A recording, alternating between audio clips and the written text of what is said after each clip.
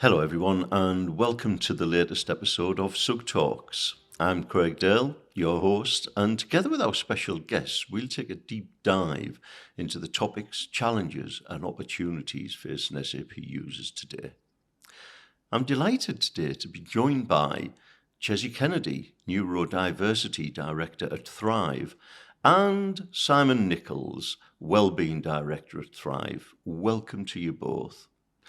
Now, our listeners will probably be well versed with Simon, who's appeared on many of our podcasts talking about well-being and positive mental health. So it's great to have you back, Simon, and it's great to have you with us, Chezzy, talking about our episode today, which is covering how we deal with sensory overload and how can we shut out the noise so that we can remain calmer and more centered. So thank you both for being with us. And just before we get into the main topic of conversation, and as we're recording this in the midst of the British summer, I thought for today's question, I'd ask, what is your favourite British holiday destination? Now, I've got one in my mind for Simon, and I'll tell you if I'm right or wrong when we get round to it. But for me, there are so many. There's so many beautiful places around the British Isles, I feel, and, the UK and also Ireland.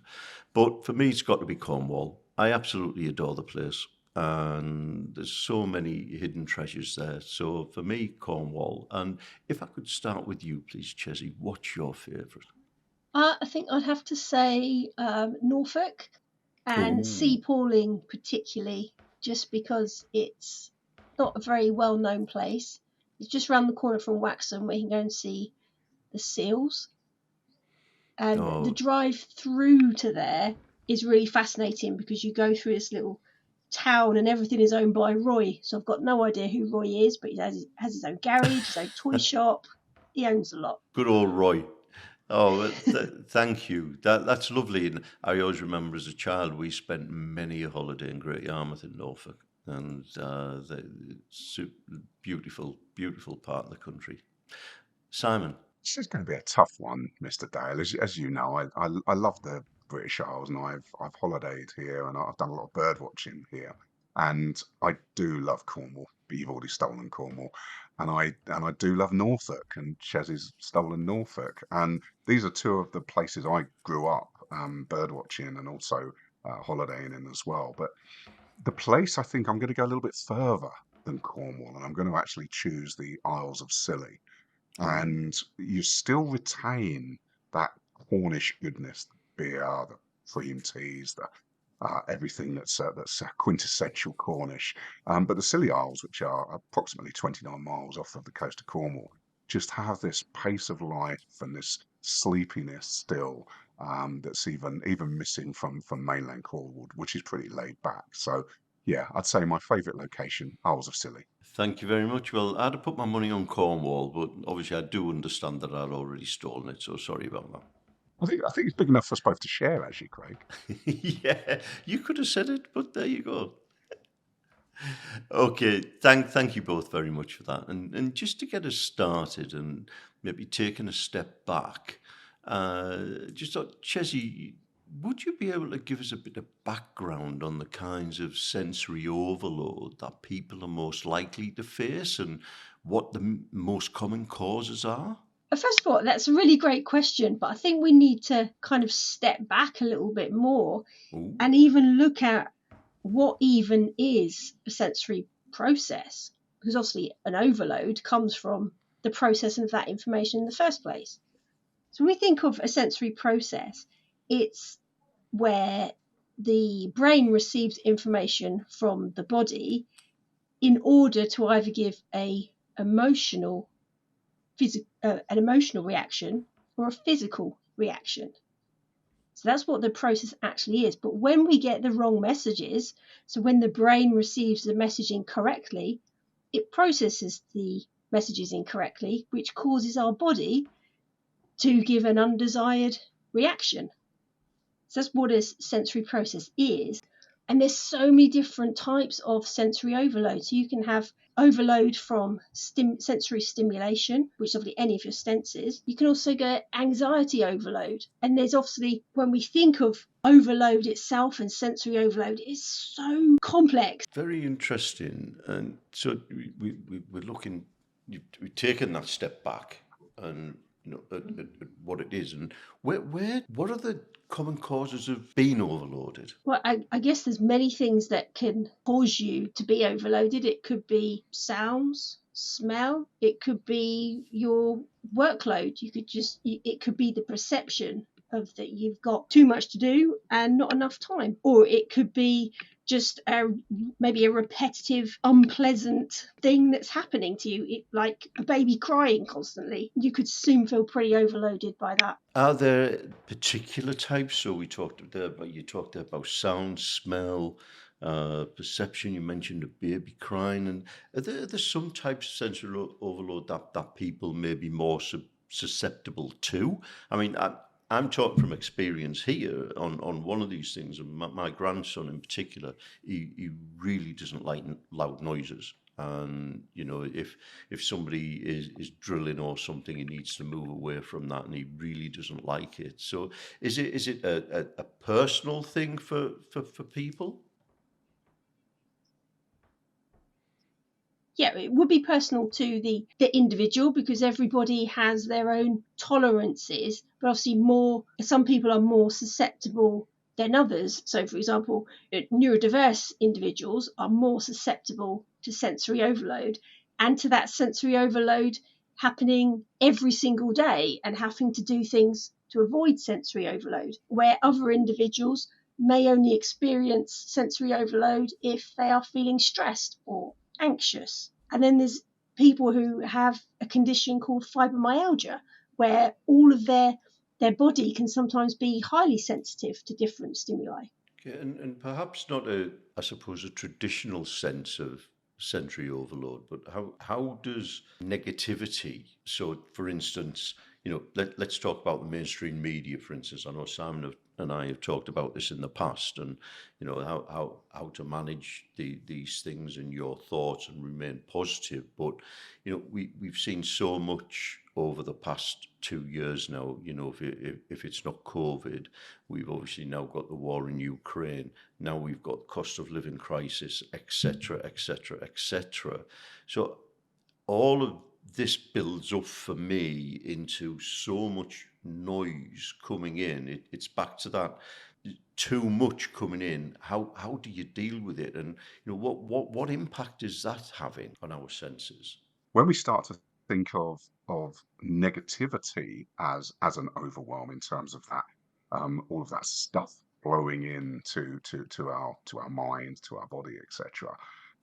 We have to sort of make the distinction, and we've already started to do it, which is brilliant, which is to talk about sensory process versus sensory overwhelm versus mental overwhelm. And I think it's really subtle to talk about those differences, because we can be mentally overwhelmed with all of that, as you say, negativity that's going on, without being sensory overloaded. And I think that's the real distinction to make, is that some people can sit at a desk with nothing going on around them and no negativity in their world, and still have that feeling of sensory overload, sensory overwhelm.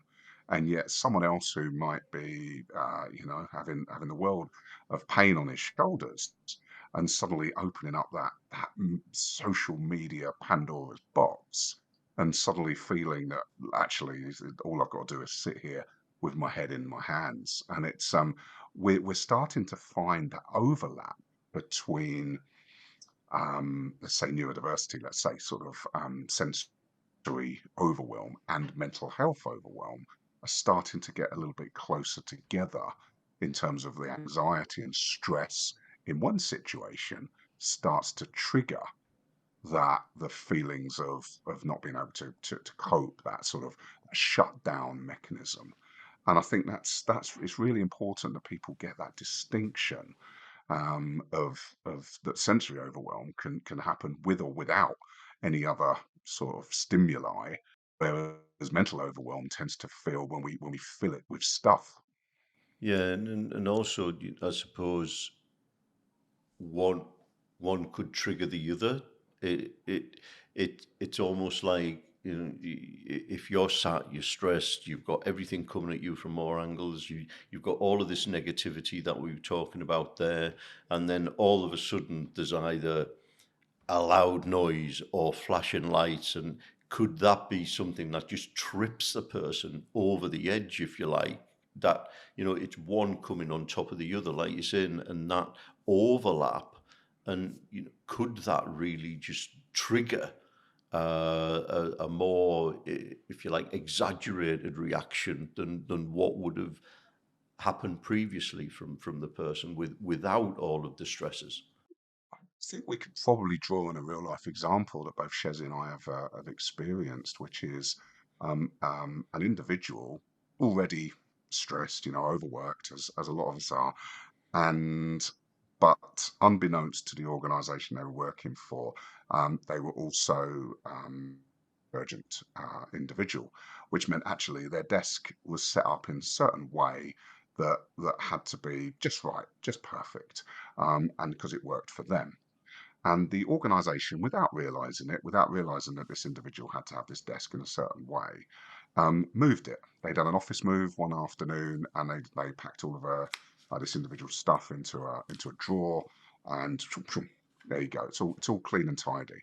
So what that actually did was that trigger of events actually ended up in a HR discussion, and that person actually leaving business because of just that one thing, which actually was too much for that individual. So with all the other normal stuff going on in the office, suddenly that person's desk being moved or changed caused that person to go into a complete meltdown, which in this particular occasion obviously manifested itself with that individual sort of screaming, shouting, and I guess in the eyes of other people in that office, unreasonable behaviour.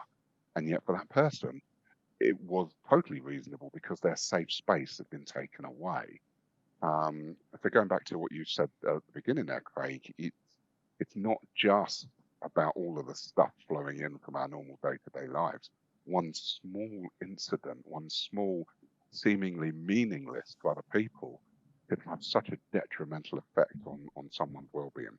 You've kind of alluded to it a bit there, Simon, on obviously that the mental side and how that can manifest there.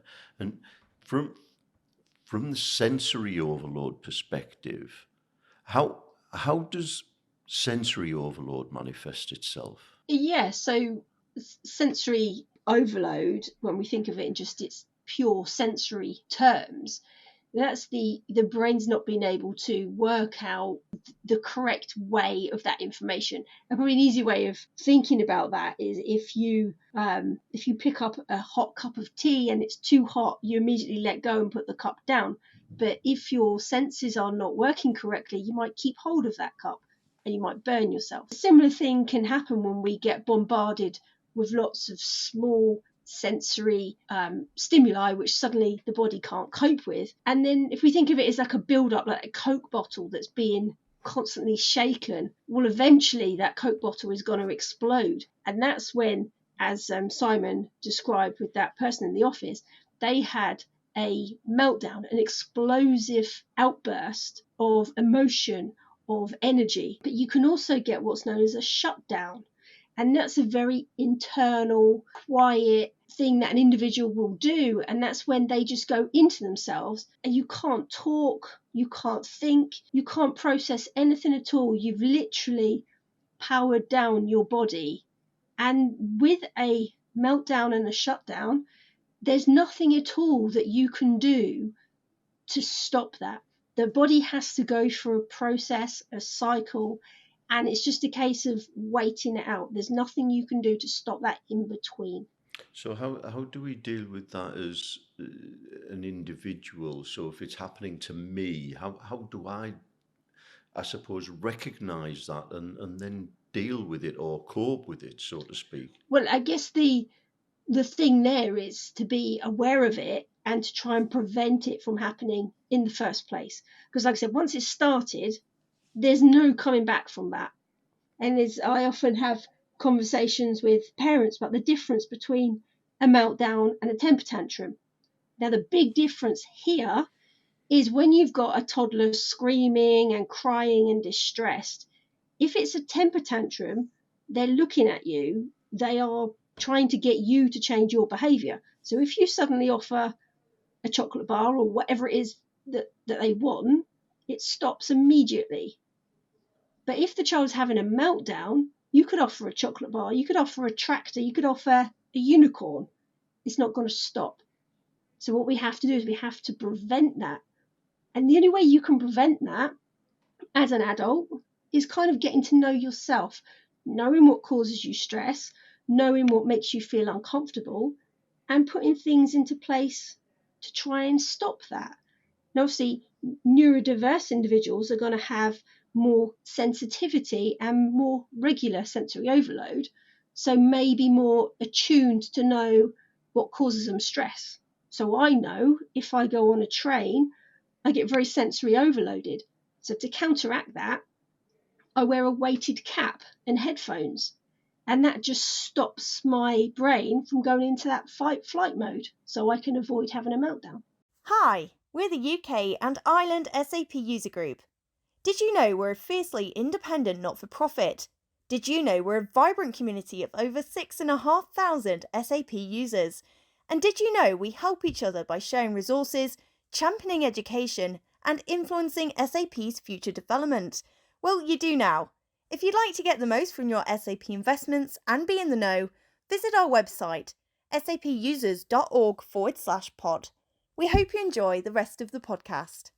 And so we look at the coping mechanisms, understanding it, recognizing it ourselves.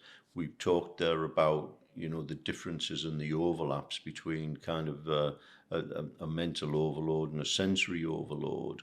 And what other coping mechanisms perhaps are there available to people in helping them deal with this, with both kind of the sense of mental and also with sensory overloads? And can the same coping mechanisms perhaps work across the two? Or, like Simon said, is there such a distinction that we need to be able to manage them separately rather than together? What we're talking about really, Craig, is regulation. And I think that's really critical here, because what we're trying to do, both from a perspective of either mental overwhelm or sensory overwhelm, is we're trying to regulate our body. We're trying to regulate our feelings, our emotions, our thoughts. You and I have spoken many occasions. Our thoughts affect our feelings, affect our behavior, our emotional state. We're now putting another factor into it, which is actually our body is being shut down potentially by the overwhelm of anxiety, but also the overwhelm that are now sort of coming into our senses, or whether that's here, sight, sound, taste, touch, feel, whatever that looks like. So we're now sort of almost going 4D effectively.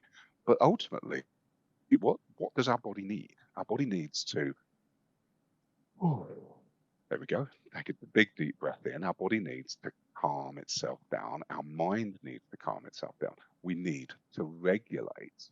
So what we actually recommend is that breathing process is slowed down. We introduce calm potentially into our lifestyle, and we actually start to connect with ourselves. So a lot of regulation techniques you'll find will involve, is completing the circle. And what we mean by that is our hands will connect together. Maybe we'd rub them together. Maybe our hands connect with our chest. So we're completing that circle. We're telling ourselves it's okay to be where we are in the world. And that's something that Chez really touched upon earlier, is that sometimes we don't know where we are. If you think about someone having a panic attack, that overwhelm, that stress, the anxiety, the chemicals that are being released into our bloodstream, we don't know where we are. And sometimes someone coming out of a panic attack does look around and think, where am I? So what we do is we lose ourselves in time and space. And the regulation that we put back into our body through breathing, through connection, through having someone talk to us, say our name, that starts to bring down those anxiety levels, start to bring down those stress levels. And it gives us an opportunity to find ourselves back in time and space where we need to be. Thanks, Simon. Anything to add there, Chezzy? No, I think Simon did a really good job of it explaining that, and he's absolutely right. How it's so important that we just learn to understand our own bodies, and I think maybe that's where we need to spend more time in the present. We're very busy doing, and sensory overload can kind of just creep up on you and suddenly smack you really hard, and before you know it, you're in a state of distress. Whereas if we were going slower, listening to our bodies more, we'd notice our heart rate increasing, we'd notice our breathing changing, and we could adapt. Would you say that there are certain types of people who are perhaps more susceptible to sensory overload? As I said earlier, obviously, neurodiverse individuals, particularly those who experience autism and ADHD, dyspraxia, are very prone to sensory overload. Young children experience sensory overload as their brain isn't quite fully developed yet. And then there's individuals who have medical reasons why their brain isn't receiving that information correctly. And I guess you could think there are certain phases of our lives when we're more likely to experience sensory overload. If we think of the high stress points of moving house, getting married, starting a new job, all of those things which are anxiety inducing things that we do, you're more likely to there experience sensory overload of some kind, be it a short burst of sensory overload or a long life debilitating experience of sensory overload.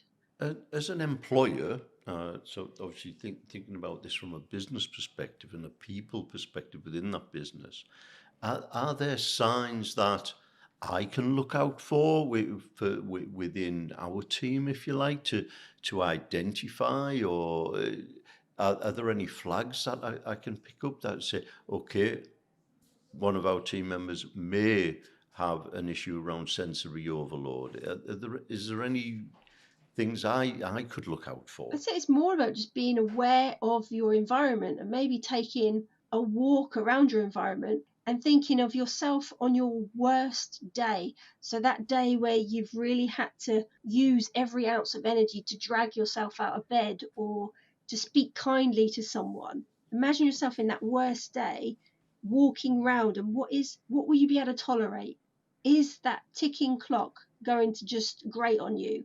Is that light really bright? Is that just going to make your migraine even worse? It's just a case of just being open to explore, because everybody has their own individual sensory system, so everybody's going to experience it differently. Okay, and I suppose, from that perspective, if are there any things that an employer can do to ensure that the environment that's the team's working in is I suppose, we can reduce any kind of sensory overload potential within that. You mentioned there walking around, could that ticking clock, are these the things we need to be looking out for? Are there any undue noises that could be, like, I suppose some people, if you work in a open environment, office plan, if others are on the telephone, that could be really annoying to a person who's kind of sensitive to noise in their environment. Absolutely. So then it's about, what policies do you have in place? Is it okay for someone just to put headphones on and block everything out? Is there a designated quiet space where an individual can go just to be still, somewhere where there's not going to be somebody sat eating a smelly egg sandwich that's going to tip you over the edge? But is it just designed, a couple of chairs or a beanbag, just to go sit and be in the moment without any other sensory input. It's really interesting as well when you sort of talk about that in that way, Craig, because obviously a lot of people listening to this podcast are part of large organisations, and typically in the SAP space, we are in open plan offices for the most part.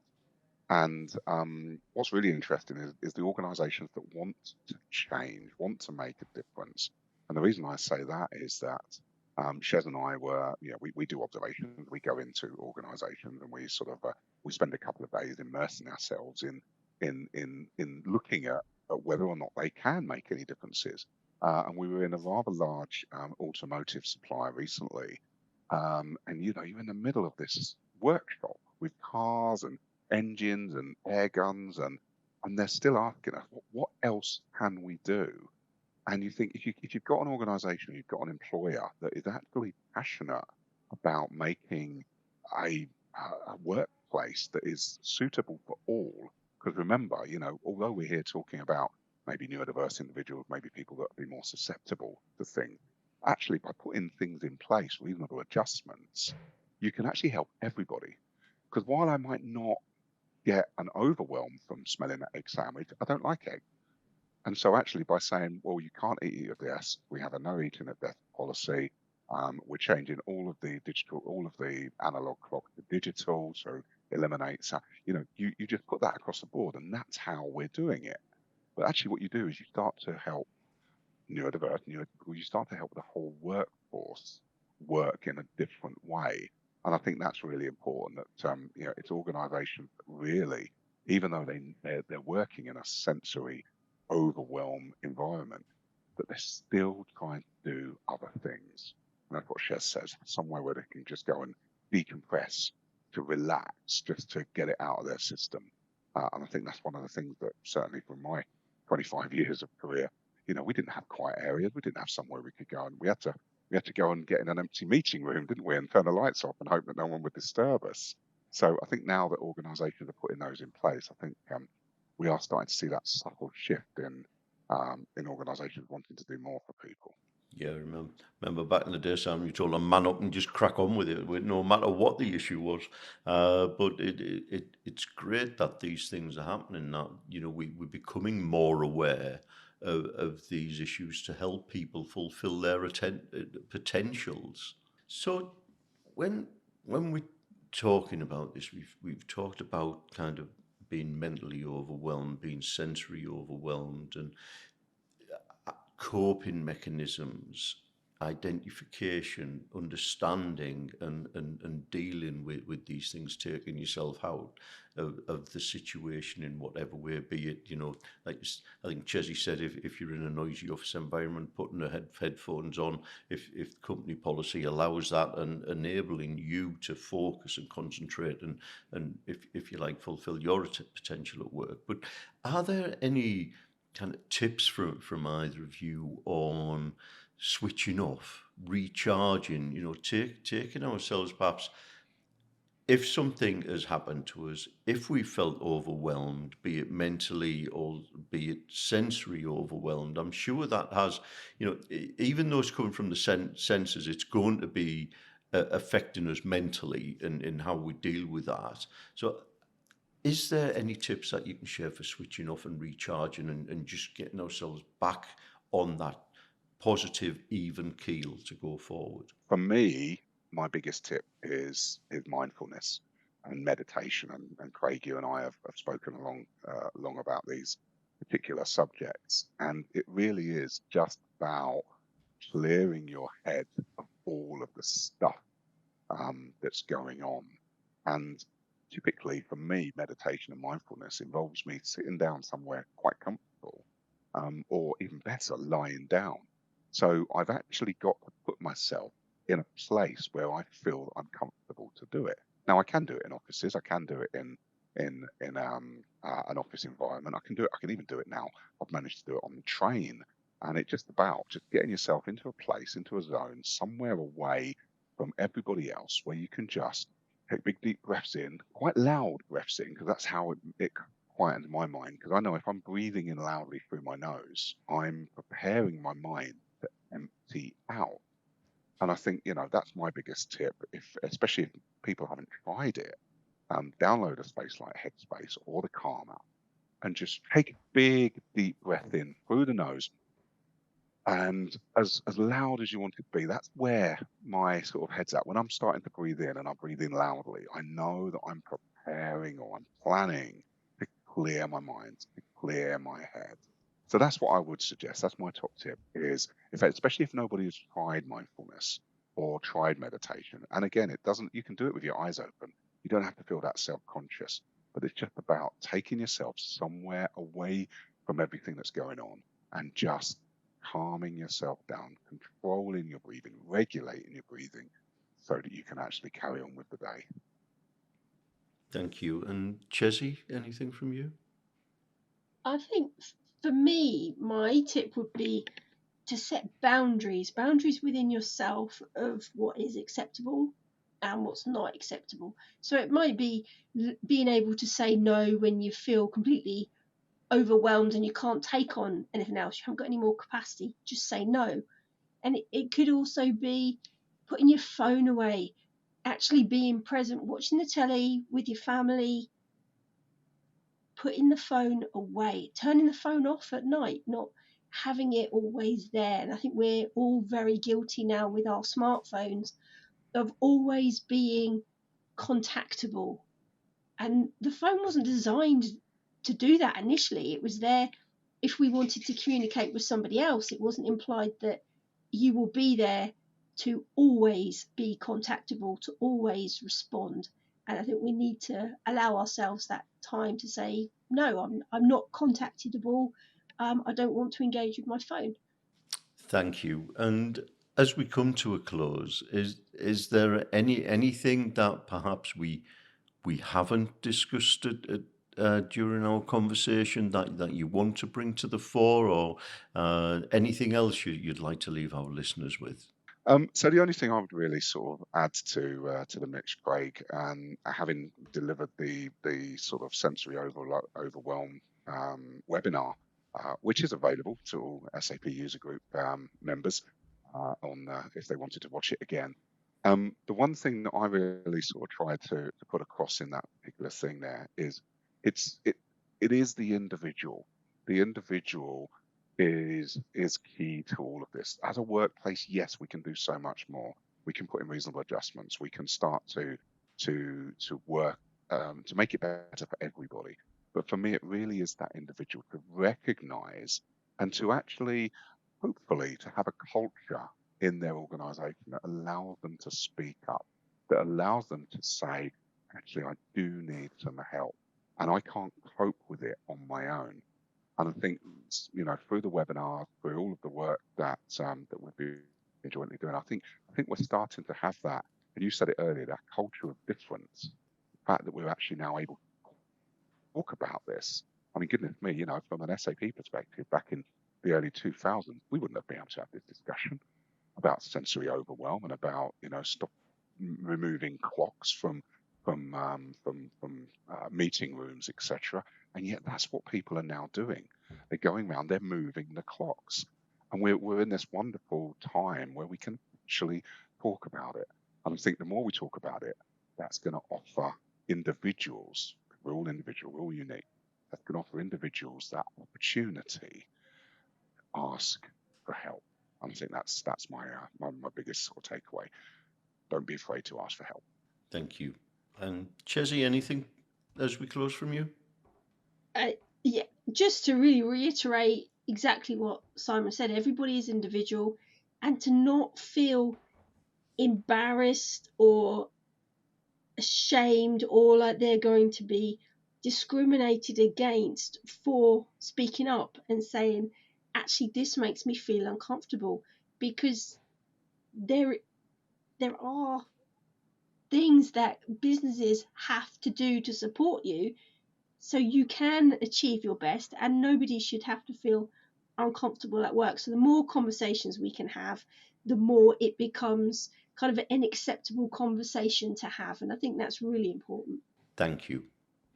Chezzy, Simon, thank you very, very much for your time and insights. I've found it really valuable too, because coming into this, I didn't particularly understand the nuances between the two, and now I do. And, thank you for sharing that. And we will share the link to the sensory overload webinar in the show notes, so you can go away and watch that as well, so that you can understand a little bit more about sensory overload.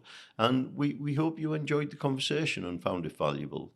To learn more about Thrive and our partnership, please do visit the UK&I website for more details at sapusers.org, and we'll also link the page again in the show notes. Thank you very much for listening, and until the next time, stay safe, stay well, and keep washing your hands.